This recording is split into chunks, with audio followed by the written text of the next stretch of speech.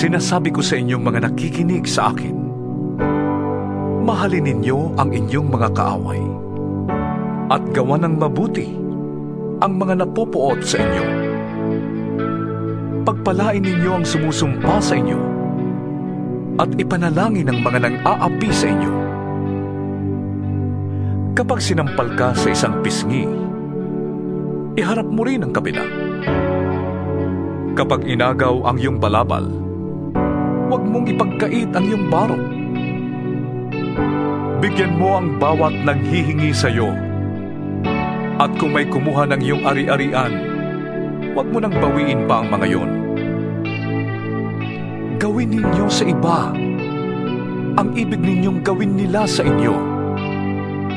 Kung ang nagmamahal lamang sa inyo ang inyong mamahalin, ano pang gantimpala ang inyong hihintayin? Ang mga makasalanan man ay marunong ding magmahal sa mga nagmamahal sa kanila.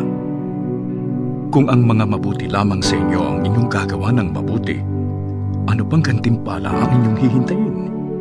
Kahit ang masasamang tao ay gumagawa rin yan. At kung ang makakabayad lamang ang inyong pauutangin, ano pang gantimpala ang iyong hihintayin? Kahit ang masasamang tao ay nagpapautang din sa kapwa nila masama sa pag-asang sila'y babayaran. Mahalin ninyo ang inyong mga kaaway at gumawa kayo ng mabuti. Magpautang kayo nang hindi umaasang kayo'y babayaran. Sa gayon, malaking gantimpala ang tatamuhin ninyo at kayo'y magiging mga anak ng kataas-taasang Diyos, sapagkat siya'y mabuti kahit sa masasama at sa mga hindi marunong tumanaw ng utang na loob. Maging mahapaking kayo na gaya ng inyong ama. Huwag kayong humatol at hindi kayo hahatulan. Huwag kayong magparusa at hindi kayo parurusahan ng Diyos. Patawarin ninyo ang inyong kapwa at kayo patatawarin din ng Diyos. Magbigay kayo at kayo bibigyan ng Diyos.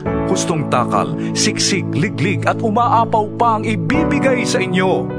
Sapagkat ang panukat na ginagamit ninyo sa iba ay siya ring gagamitin ng Diyos sa inyo. Maaari kayang mag-akay ang bulag ng kapwa bulag. Pareho silang mahuhulog sa hukay kapag ginawa nila ang ganon. Walang alagad na nakakahigit sa kanyang guro. Ngunit kapag lubusang naturuan, ang alagad ay makakatulad ng kanyang guro.